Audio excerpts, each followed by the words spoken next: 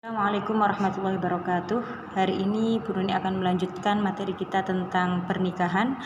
Yang kemarin Bu Nuni sudah menjelaskan apa arti dari pernikahan, kemudian bagaimana dalil-dalil dari pernikahan. Sekarang yang akan Bu Nuni jelaskan adalah tentang cara pemilihan pasangan, kemudian hukum-hukum pernikahan dan rukun pernikahan. Oke, yang pertama kali bismillahirrahmanirrahim. Sebelum kita mulai materi ini, mari kita baca surat Al-Fatihah dalam hati dulu. Al-Fatihah. A'udzubillahi minasyaitonirrajim. Bismillahirrahmanirrahim. Alhamdulillahirabbil alamin. Rahmanirrahim. Maliki yaumiddin. Iyyaka na'budu wa iyyaka nasta'in. Shiratal mustaqim. Amin. Selanjutnya yang akan kita bahas adalah tentang faktor penting memilih pasangan. Yang pertama adalah satu agama. Jadi ketika kita memilih pasangan, yang paling penting atau urgent itu adalah kita harus satu agama. Apakah nanti ketika ada orang menikah beda agama itu tidak boleh? Boleh, akan tetapi syaratnya adalah yang laki-laki itu harus yang agama Islam. Yang perempuan boleh beragama lain, tapi lebih dianjurkannya kita menikah dengan seagama atau satu akidah Islam. Yang kedua, menghindari pasangan yang kepribadiannya buruk.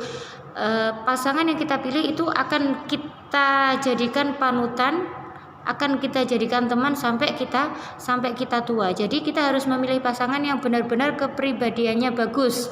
Ketika kita mengenal sekarang ini, contoh ketika kita mengenal sebagai teman, kemudian orang tersebut kita lihat perangainya kok buruk, kemudian meminta kita untuk menjadi pasangannya, lebih baik kita menolaknya secara halus. Karena apa? Karena kita tahu yang namanya pasangan adalah akan hidup dengan kita sampai kita tua.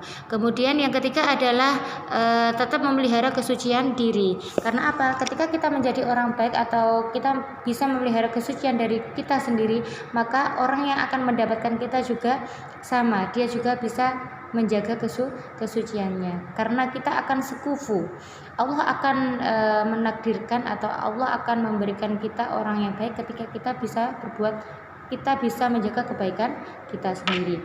Kemudian memohon pertimbangan kepada Allah dengan cara istikharah. Jadi istikharah itu menjadi jalannya kita untuk apa? Untuk memilih apakah jodoh kita itu nanti yang terbaik atau tidak.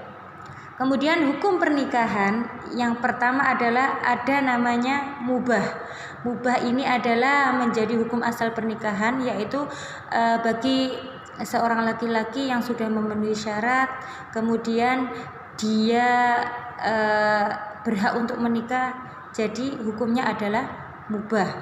Yang kedua sunnah, ketika seorang laki-laki dia sudah memenuhi syarat, akan tetapi dia tidak ada ketakutan untuk melakukan suatu perbuatan jelek atau seperti zina, itu hukumnya adalah sunnah. Yang ketiga adalah wajib, ketika dia sudah memenuhi syarat akan tetapi dia tahu bahwa dia akan menjerumus ke arah yang tidak baik atau ke arah perzinaan, maka dia hukumnya sudah wajib.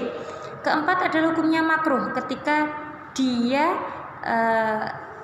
belum memenuhi syarat untuk menikah, itu namanya dia makruh. Akan tetapi dia memiliki keinginan untuk menikah, dia tetap makruh. Karena apa? Karena dia belum memiliki syarat. Contohnya, syaratnya adalah bisa untuk menafkahi keluarga. Oke, yang kelima haram, ketika pernikahannya itu adalah dijadikannya sebagai pernikahan hanya karena tujuan untuk tidak baik atau tujuannya ada maksud atau tujuan jahat, maka pernikahan itu dihukumi haram. Kemudian selanjutnya ada rukun nikah.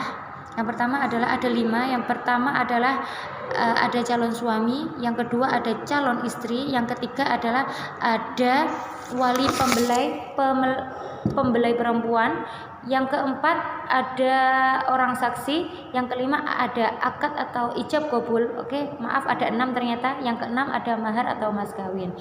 Di sini yang pertama adalah calon suami. Calon suami itu adalah syaratnya apa? Dia bukan mahram seorang perempuan itu. Contohnya, dia tidak ada ikatan darah. Yang kedua adalah orang tersebut menghendaki untuk menikah, tidak dipaksa. Yang ketiga adalah muayyan atau beridentitas jelas laki-laki. Yang kedua adanya calon istri. Istri yang pertama adalah tidak mahram. Yang kedua adalah dia tidak terikat dengan sesuatu yang membuat dia tidak boleh menikah. Contoh, dia masa iddah ataupun dia dalam keadaan berstatus istri orang.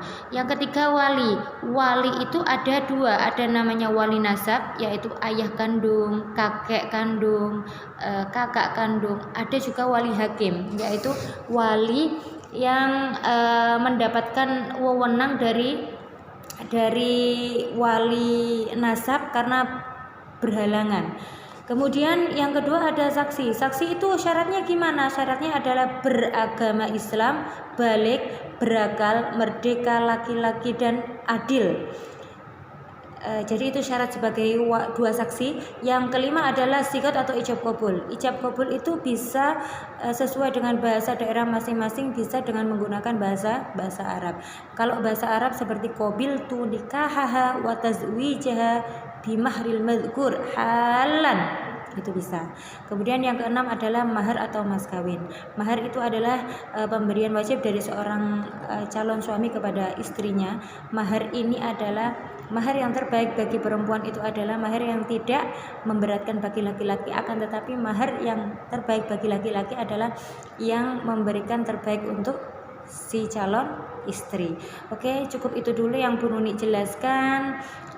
Kurang lebihnya nanti Bu Nuni jelaskan lagi di pertemuan yang akan datang. Saya akhiri, wassalamualaikum warahmatullahi wabarakatuh.